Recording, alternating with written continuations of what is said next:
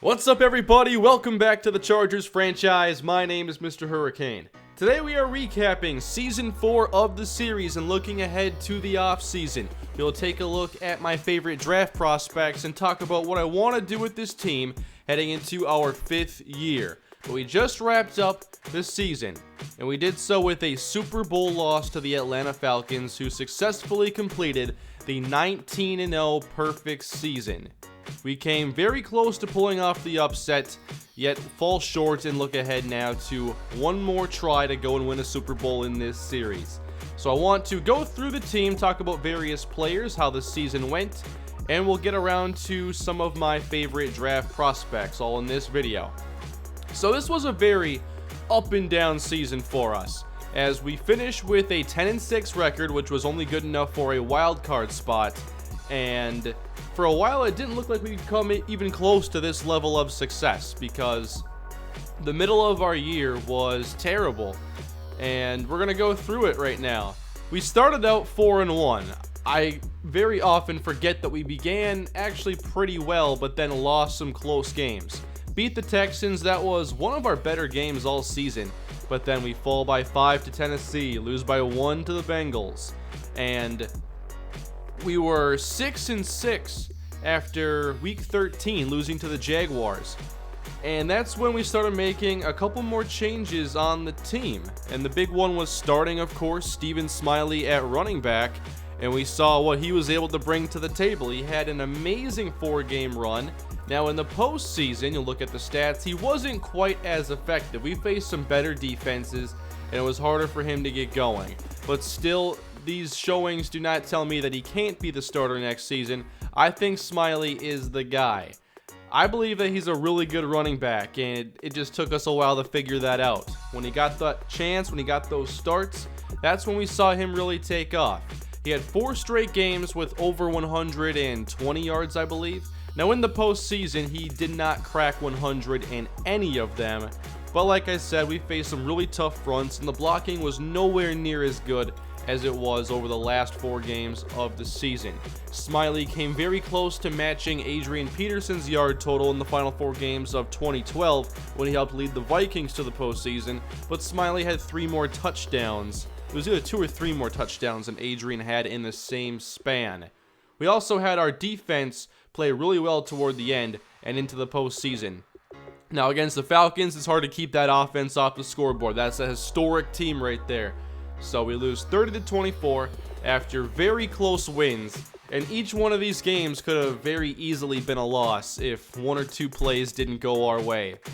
We had to make some spectacular things happen to get to the Super Bowl and then to get so close to actually winning it.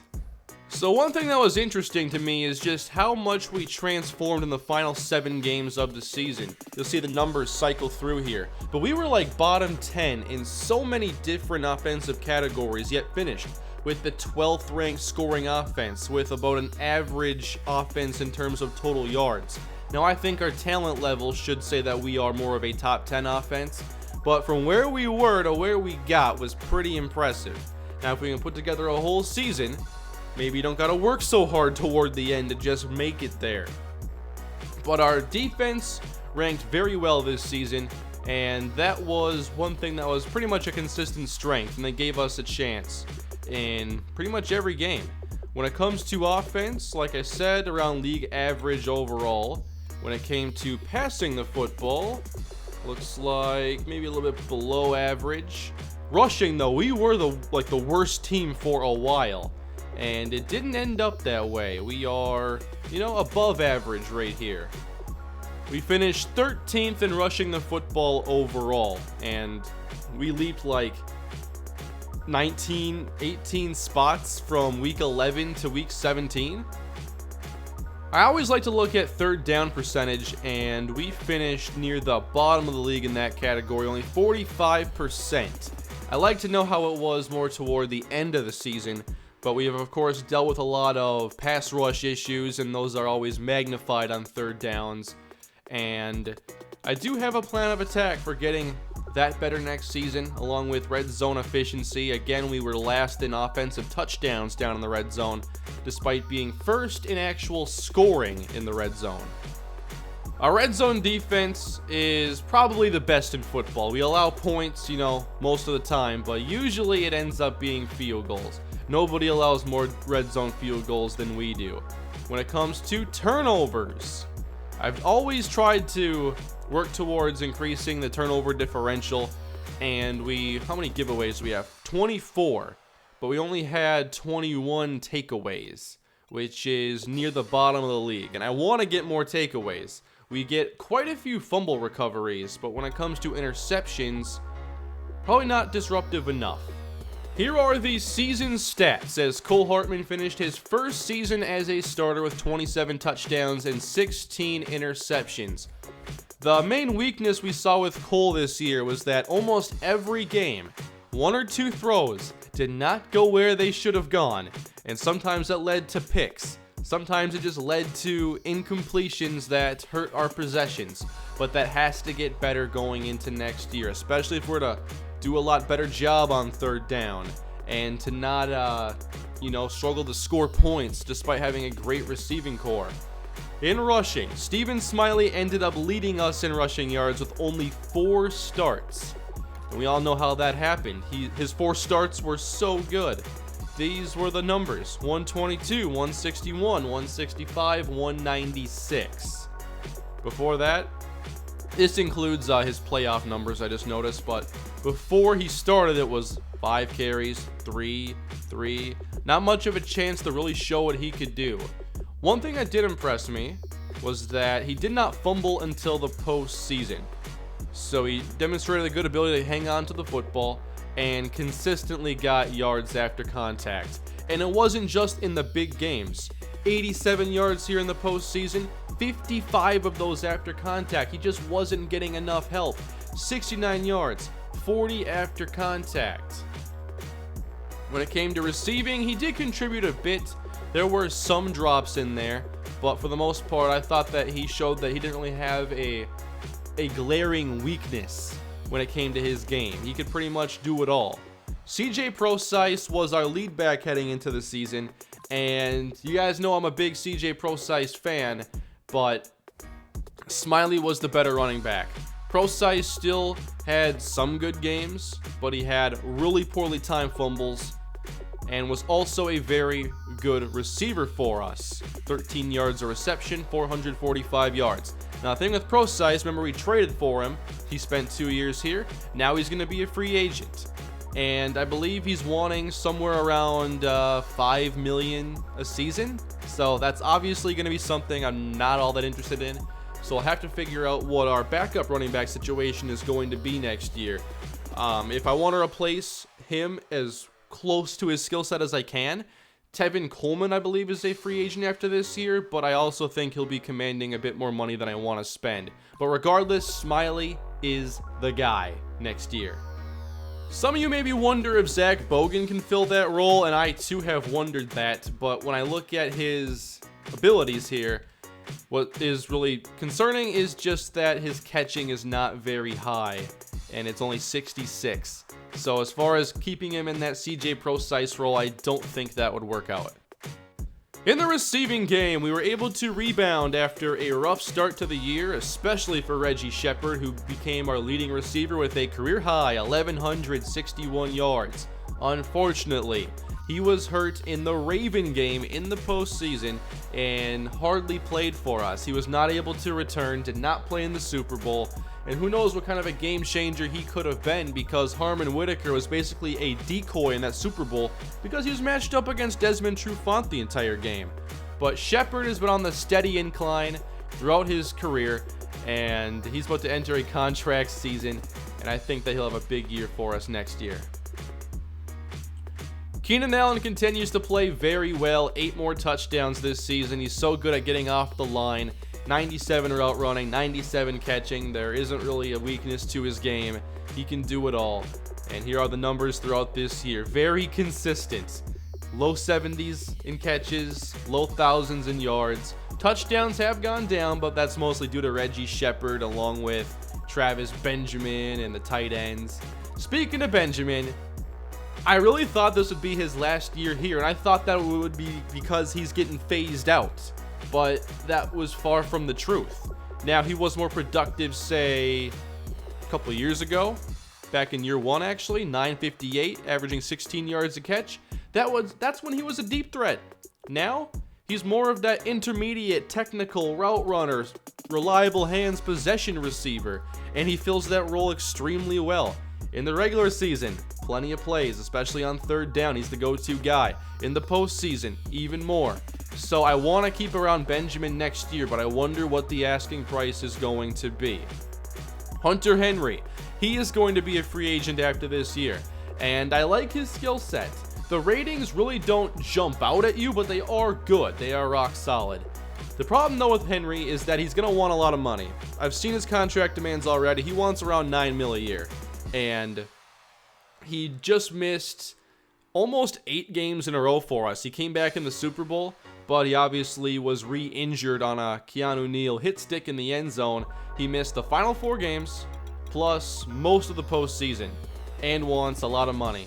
So I'm not sure if we're going to be keeping around Hunter Henry. We'll have to see how the cap looks.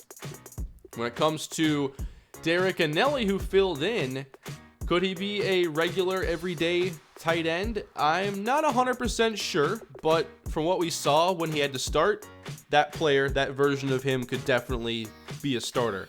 The 75 catching does concern me, but he wasn't dropping the football much until we got into the snow, and that's when everybody was having issue. Harmon Whitaker finally got his chance to get some more playing time when Reggie Shepard went down with injury. And I'm not sure if this was Whitaker's final year under contract with us. I know it says 2020 on here, but once you get past like the offseason or to the playoffs, the contract stuff on here doesn't always make sense, and you can't exactly tell who's expiring and who isn't. But I think this is Whitaker's last year under contract, so we'll have to re-sign him if we are to keep him on the roster. Casey Wilcox didn't get a ton of playing time, but of course helped us out in the postseason. That final drive, he got us close to attempt a Hail Mary. One of the things I want to get next year, or a role I want filled, whether it's Wilcox or somebody else, is that deep threat, that speed threat downfield. Wilcox, can he do that? The ratings say perhaps, but I haven't seen enough of him to just give him the job outright. So as far as skill players go, I'd like to acquire someone speedy that can stretch the field and compete with Casey Wilcox to take over a role I hope to have in the offense. The offensive line was definitely a story of this year, and Brandon Scherff turned out to be a major bust of a free agent signing. I thought that the run blocking and the impact blocking would help make up for the pass block. It didn't. He was very, very poor in pass protection. The sacks allowed here, I've never counted on these to be accurate, but in comparison, I think they're interesting, especially when there's a major outlier, like him having 17 in 747 snaps, whereas Dalen Hoyt, almost half less with almost 250 more snaps played. Or actually almost 300 more snaps played. So I thought Hoyt was good this year. Sure, there was some times where he got beat, but I think that he is exactly what we needed on that right side. And I also like to give a lot of credit to Corey Benoit. He kept things quiet at left tackle this season. He really did. After last year, I wasn't sure if he could start. And then he goes to left tackle, and he really holds his own. Now, most of the premier pass rushers we face do line up on the opposite side, but still, plenty of good pass rush talent in the league, far surpassing the amount of pass blocking talent, and yet Benoit held his own. So I'm really happy with our bookends, but guard has been another story. Now, after a while, patience ran out. We started Max Sanchez at right guard. I think he became kind of the weakest link on an improved offensive line. I thought he did all right, but he did face some really tough talent on that side, playing right guard. Now, Darvion McCullum has not been able to develop into a starting caliber guard. We've seen him struggle. I gave him a chance to start after like week 11, and it just wasn't going well. JC Treader at center. He has been very reliable for us, I believe. I think he's done a tremendous job, both in pass and run blocking. And then Luke Ebby started at left guard. Now, I'm sure there are some missing numbers here for sacks. He gave up some sacks. But I thought he played well enough to maybe be our starting left guard next year. So as I look ahead to year 5, I think we have to go out and maybe entertain the idea of finding a right guard. But otherwise, we have a much better 5-man line than we did to begin the season. And when it comes to Scherf, a trade or just being cut might be in the cards. We have plenty of defensive talent on this football team, and it begins up front with 31-year-old Melvin Ingram leading us in sacks with 19. Even with speed going down, he's still so effective. Let's take a look at some of his accolades. He's had double-digit sacks all 4 years of the series. He has, go to awards, 3 Pro Bowl appearances. He was Player of the Week twice this season. Ingram is so good. And on the opposite side, we had a bounce back year in terms of sack numbers for Jeremiah Atachu, who had 13. We pay him last offseason, and now he is rewarding that decision. Let's go to his career numbers. His contract year was only 7 sacks, but we know how productive he still was by getting hits and pressures. It's not just the sack numbers you have to look at. I still thought he was tremendous, and he does a really good job at getting tackles for loss and run defense. Then there's Joey Bosa, who is about to be a free agent, and I am looking to keep Bosa around. I'm not worried about the cap when it comes to that. We have like a rookie quarterback or a quarterback on his rookie contract, and that always makes life a lot easier. So I think Bosa, slam dunk to return next year. We just have to make sure we are willing to pay the $10-11 million a year it's going to take, and I think for as effective as he's been, that is well worth the asking price. Beyond the top 3, we didn't have another standout rusher.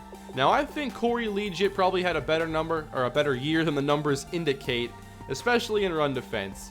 However, I'm not sure if he's going to be starting anymore. I would like to see Antonio Pierre-Paul get some more chances, and I think that we saw him flash a few times, and he definitely has the potential. 90 power moves, only 78 strength, but I really like Antonio Pierre-Paul, along with Kendall Treader, who rotated in to play pass rusher, run stopper. He's very strong, and I like to see both players play more next season. I'm not sure if Aaron Enzer will be sticking around. I believe he's about to be a free agent, and regardless, I'm not sure if he's played well enough at nose tackle.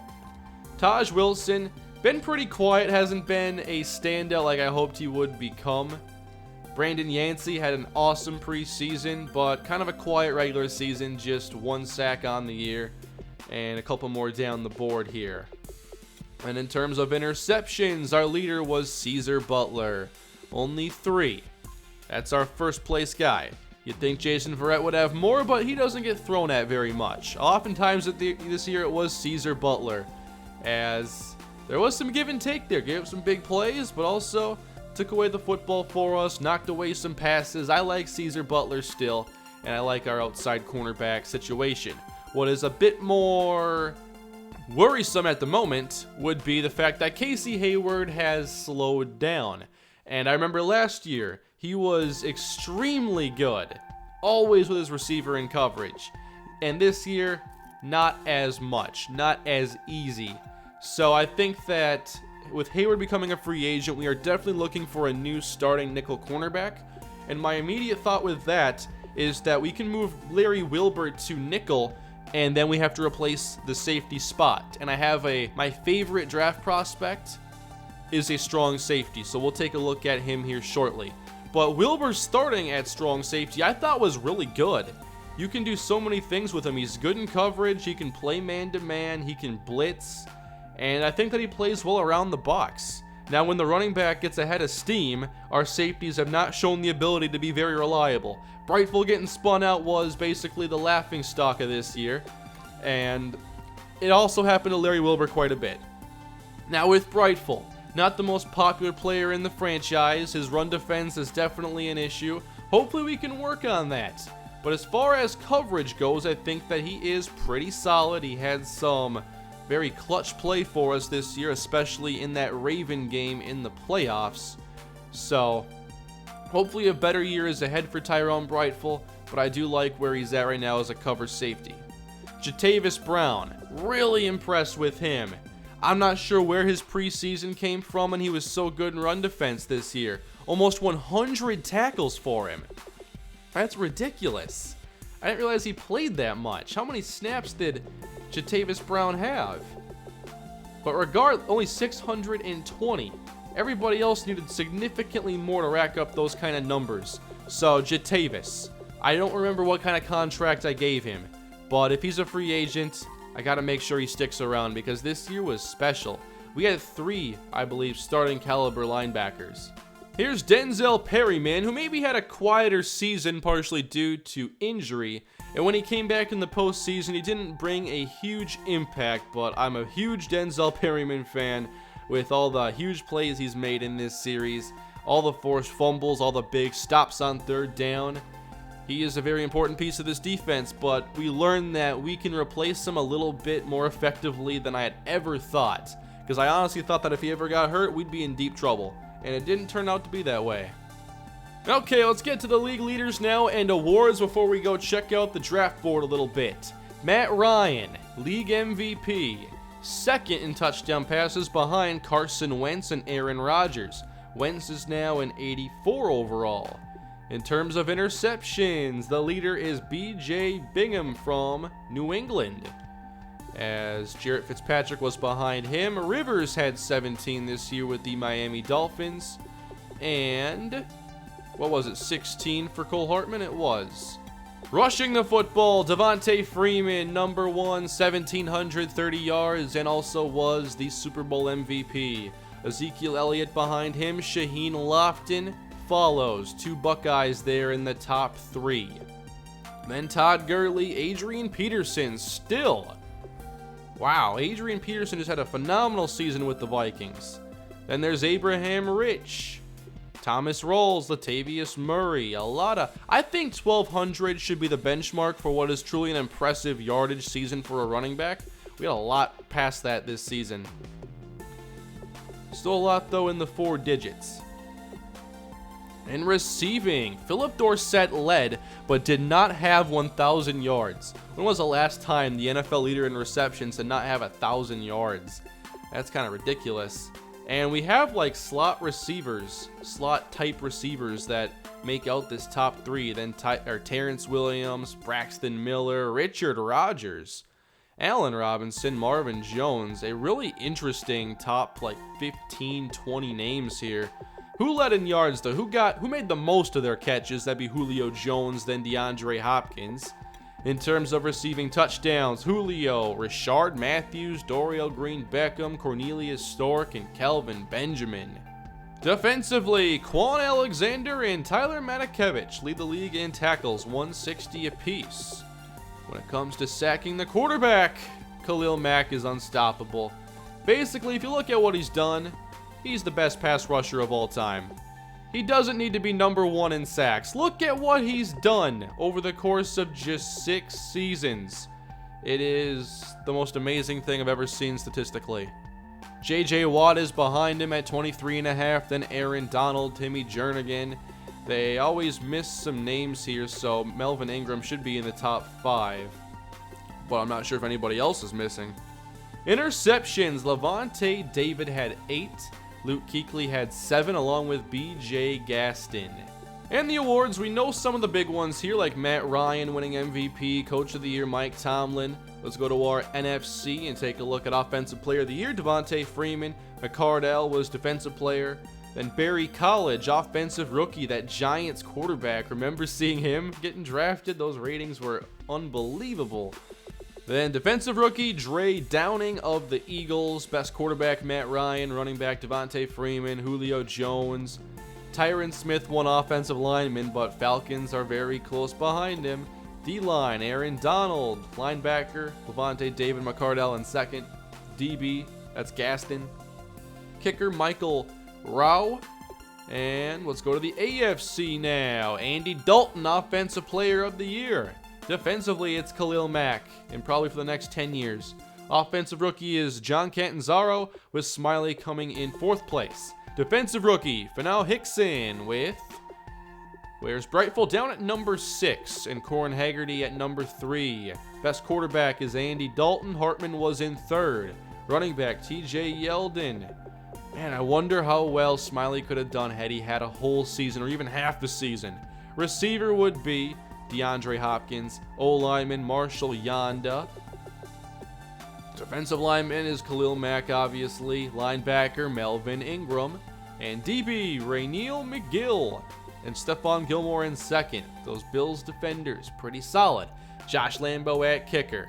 So, with that, I think we're ready to go check on what the situation is with the draft and what I hope to accomplish this year.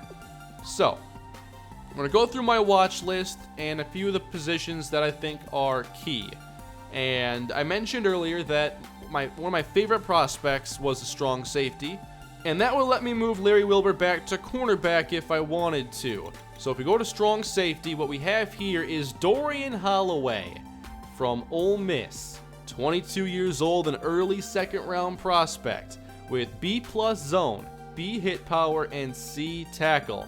We'll see how his combine goes. We have to see hopefully some range there to utilize that zone coverage. But if we had a good cover safety that could also hit, that would open up our defense to let Larry Wilbur play nickel, hold that down, and perhaps even, cover tight ends or something still because Wilbur is so versatile. It would be a good year for us to need offensive linemen, but we don't pick high enough to even take advantage of that anyway. So Keon Vincent here, would have loved to have drafted him years ago, but somebody else is going to get a very good left tackle prospect from Alabama. What is more realistic? Well, first off, gotta look at Malik Childress' top 3 skills. This is going to be a special player. He's a speed type at 6'2", 223 with spectacular catchability, B+ release, B+ catch in traffic. Someone's getting a potential superstar at wide receiver. And now I just wanted to say, we pick at 31st overall, and I am willing to trade that pick if we can go get a player perhaps. I want to get a difference maker that can help us, obviously our goal next year is to win a Super Bowl. I want to be very aggressive in trying to do that. And if we have a chance to trade our first round pick for a player, or maybe trade up for an impact player, bundle up a few picks, first, second, third, something like that, get aggressive, who knows what we're going to do, but I want to go get an impact player this year for sure. It is a very good quarterback class, and I love seeing that because we're not drafting quarterback very early. We might go get a backup quarterback at some point, but maybe we won't. But I like seeing areas where there are plenty of players in the first round where I have no interest that pushes the talent I want down the board. At running back now, this scouting was done a lot earlier in the season. When Pro Size wasn't doing great, the O-line wasn't great, nobody was really succeeding, I was like, okay, we got to start over next year at running back. But then, Smiley got his chance, and now I have zero interest in a first round running back. So that won't be happening, and I wasn't all that impressed with the running backs in this class. Anyway, we'll see what happens though with the combine, because I might find a receiving back that I want on the team, because I still like having someone to help take a little bit of pressure off Stephen Smiley. At receiver, like I said, my main priority is to go get a speed guy, but if there's a chance for us to trade up for an impact player at wide receiver, how can I say no? I want to get aggressive in trying to get this team back to the Super Bowl, and there are some pretty good receivers here at the top, with Childress, Upshaw, and Machado. At tight end, I'm not sure if we're going to keep around Hunter Henry. It's very possible that we don't, so I wanted to do some homework here on the tight ends, but unfortunately it's not a great tight end class. O-line, like I said, I'm mainly worried about guard, and a player like Ladarius Austin would be a great target for us, late first rounder. Do I want to spend our first round pick on a guard? Not necessarily, but Austin is worth the first round pick. I'd just like to maybe get a little bit more flashy this year with that selection. There are some good centers here too that I can move to guard, Tanner Sams and Bryce Roth, so we should have some options when it comes to rounding out our interior offensive line. Defensively, never have too many pass rushers, but I don't think we'll put a high priority on getting more. I like Antonio Pierre-Paul, I like Kendall Treader, so I probably won't be selecting a player like Blake Gano very early, or Travis Bernstein here, although B+ block shed, B+ power move, that is an elite prospect right there. No, he's not late first round, especially at 21 years old. He's way better than that. That's a top 10 player, maybe top 5. I would like to go get another nose tackle, but I did not really come to like this class very much at DT. At outside linebacker, I like some of our depth there, but I'll scout some mid-round guys. You know, Everett Malone, B power moves here, B minus hit power. I got interest here in the 22-year-old from Lambuth. At middle linebacker, I think we're solid there, but Rowan McMillan is a player to keep an eye on from Colorado. 6'1", 252 with hit power, pursuit, and tackling. That's a perfect player to develop into a starting inside linebacker. And at corner, not my favorite corner class. I know there are a lot of first-round prospects here, but I don't see a lot of man cover ability. There is some. Just, I'm looking for B+. In the first-round prospects, I'm not getting that. But Jalen Shelters would have to be one of my favorite cornerbacks with B-man, B-press, C+ zone. We'll see how the combines go for these players. Devontae Wakefield is very interesting, though, because he has B+ zone, B- man with a 6'2 frame. So he's probably my favorite cornerback at the moment. But Rayvon Applewhite, 6'4", that's always interesting, but I don't think he'll be anywhere near as good as Corin Haggerty. And at free safety, because I'd like to find a strong safety, I'll look wherever I can for that player. Nate Atwater here, good hit power. I like the 6'4", 212 frame, but I'm not sure how the coverage looks. If he's fast, I'll still have a lot of interest. And Aaron Neblett here, kind of same deal. We know his coverage. We know his hit power. If he's fast, I'll have some interest there for sure to make up for the zone coverage. Now, closing the season strong was very good for helping us increase our team value. We're now the 9th most valuable franchise in the NFL. We have almost $250 million here banked up. So we can go do pretty much whatever we want in terms of getting players, upgrading the stadium. Although it's already a state-of-the-art facility, we're number 1 in that area. We are number 1 in concessions, but so is everybody else. Who's actually number 1? I guess not all this is usable right now, but the team is doing really well, and I wanted to go ahead and look at maybe what our best-selling merch was. The fans are liking the Cole Hartman jerseys. I have dropped the price a little bit. I'm not sure why Hunter Henry is the most expensive jersey. Let me drop that in the off season. But Cole Hartman here, we're selling $14.57 a week there. Not bad, not bad. And Joey Bosa's the only one getting love on defense. We gotta change that. We gotta get our marketing department to start pushing these defensive players a little bit more. Cole Hartman signed footballs, $160 a week. I can't see our last home games numbers here, but it is cool seeing that our merchandise sales are almost on par with our stadium lease. So it's been very easy for us to build funds. I mean, you don't get to $250 million overnight or on accident. So we're clearly doing something right there, and getting the new stadium was probably a big part of it. That and just having a team that is good sometimes. So what I'll do to end the video now is I want to just get us on to the off season, because I want to show you the list of our unrestricted free agents. And then when I stream tomorrow the off season, which I would have said at the beginning of the video, but when I stream the off season, we'll be right there, and now you'll be able to give me some more feedback for what we should do come off season time. Now, Drew Kaiser has been a great punter for us, but he wants $22.8 million. That is a lot of money to give somebody that only takes the field when your offense fails. So I'm not sure if we'll be doing that. In terms of cap, how much do we have in cap room? Here's Joey Bosa. We have $46.9 million in cap room, and I would like to save that for a potential free agent splash. Also, I want to keep a player like Joey Bosa. Wants over $10 million a season. Hunter Henry, he wants 41 over 5, and I'm not going to make that offer. He's much more likely to receive the franchise tag than that, but I would be probably okay, moving on and finding another tight end next year.